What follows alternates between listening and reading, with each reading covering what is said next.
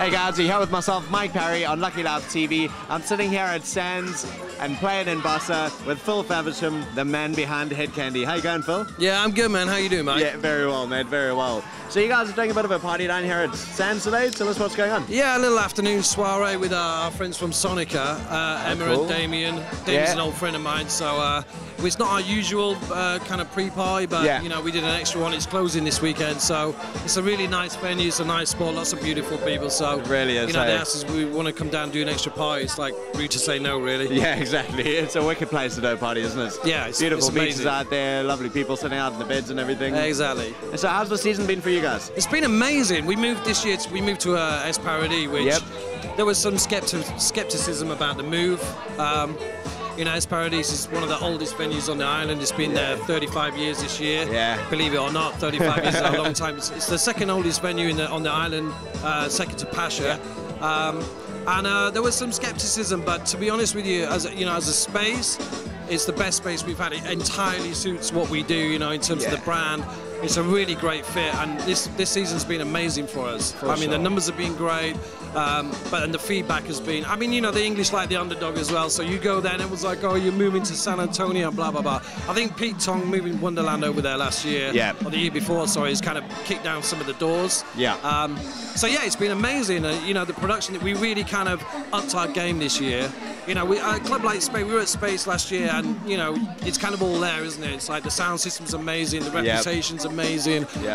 But you know, so we really upped our game in terms of production, and you know, put a real show on this year, and the feedback's been great. So yeah, I'm happy. Wicked. I guess the venue does really work for you guys with all the different types of performance that you have. You got so many cool stages and dance arenas and everything there. So yeah, we went pretty heavy on the kind of performance content this year. We worked with a girl called Mary Valenti, and she specialises in trapeze eyes. You know, Valenti means flying basically. So, so yeah, we went really heavy on that element as well, and that's worked out great. I mean, it's a very Ibiza thing to do as well. You know, it's girls hanging off giant disco balls and the whole bit. So yeah, it's been great, and you know, we're happy. It's wicked, good, mate. That's awesome to hear. And what's coming up in the future for you guys? Christ. Okay. Without telling us everything. Yeah. Okay. Well, pretty short list. I mean, obviously the parties run pretty globally. At this point, I think next month there's about 80. Maybe 30% of those are UK, the rest are international. Whoa. So that's a pretty heavy schedule. Not for me, but obviously I'm not playing at all of these parties, thank God. But the next CD out, we had a CD out last week called World Series London, which is our kind of our album that's recorded from different cities around the world where we do our parties. So we haven't done one in London, so we figured it's about time we do one in London. Where are you doing it? Sorry? Well, we recorded it at Pasha.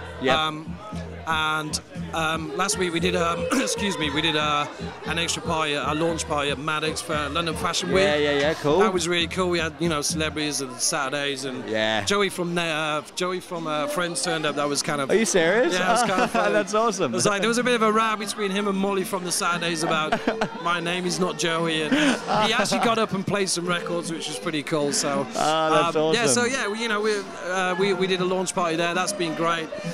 You know, the whole kind of London table service, almost like VIP scene, is really happening now. So you know, so we've got a toe in the water there. So that's happening.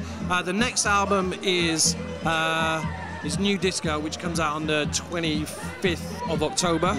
And we've also done a deal with Hello Kitty. Oh yeah, cool. And, you know, Hello Kitty kind of appears everywhere now. So we're doing a one-off limited edition version of the album.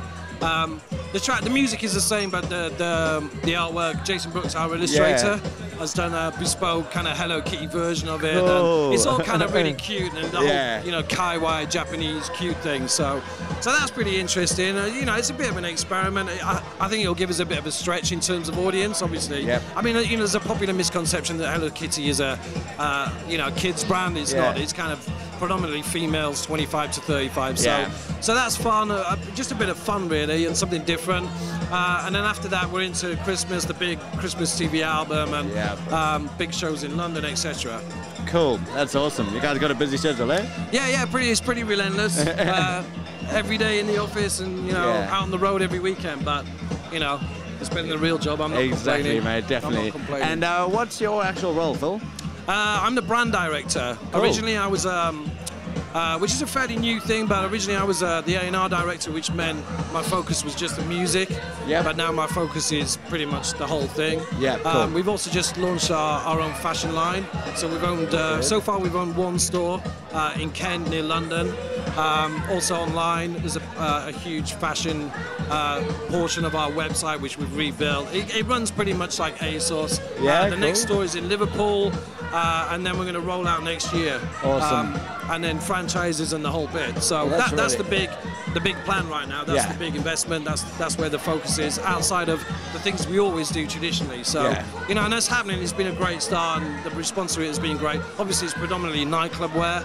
You know, that's the profile. That's the fit, really. So yeah, it's been great. So big project. That's really wicked. And as you said, like it's a big brand push that you guys are doing at the moment. It's the next thing of the brand, and you guys have got the CDs, you got the parties, you got the clothing now.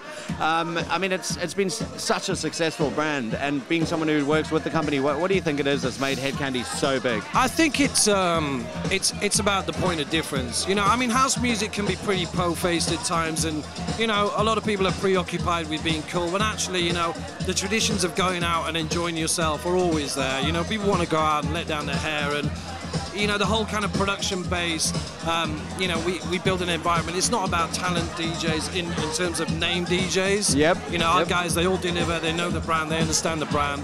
And I think that's the USP, really. It's fun, it's very female orientated, it's not anorak, you know, but it's not, at the same time, it's not overtly commercial, you know what I mean? So it sits in that laneway between, if you like, the underground and, you know, experimental house music and very cutting-edge house music and, you know, I guess overtly commercial and overtly familiar. And, you know, that's a pretty big space to sit in. Definitely. So I think that's the success of it. And we've always stuck to the values of the brand. We've never really deviated. You know, we try new things, but we always refer back to, if you like, the DNA of the brand. Yeah, definitely. You know, and kind of stick to our guns, really. So yeah, I think that's it. I think people come to us as an expectation that they're going to have fun. And, yeah, you know, definitely. That's not really to be underestimated. That's pretty much what it is. I went down to Hed Kandi party at V in Bournemouth about a year ago. Right, yeah, cool. And it was just so cool because it's one of the few parties where you go to and everyone's just dancing with a smile on their face. And that's exactly it. It's just because it's happy, fun, javy music, and everyone loves it, man. That's it. Cool. Well, listen, Phil, really cool to chat with you. There's one more question I have to ask you because I ask every person that I interview. Right. You're on Lucky Lab TV. Yeah. So what's the luckiest thing that's ever happened to you? Oh, Christ. Well, no, actually, you know what? That's pretty obvious. This job is the luckiest thing that ever happened to me. Yeah, you know, cool. I mean, it's a job now, but it's a hobby, you know what I mean? So I'm pretty blessed. Exactly. It has to be, you know. Outside of the other things that happen in life, kids and, you know, love and all the rest of it, you know, that's the luckiest thing that's happened to me that was never really on the cards. So yeah, definitely. I feel pretty blessed. I'd count that as pretty damn lucky myself, mate. Thank you, awesome. Mate. Well, Phil, thanks very much for catching up with us on Lucky Lab TV. Have a wicked party today. We'll be here with you and hopefully catch you tonight at Esparodies as well. Hope to see you there. Cheers, guys. Thanks, Myself, Mike Parry. Thanks, man. Phil Faversham. See you guys. Bye.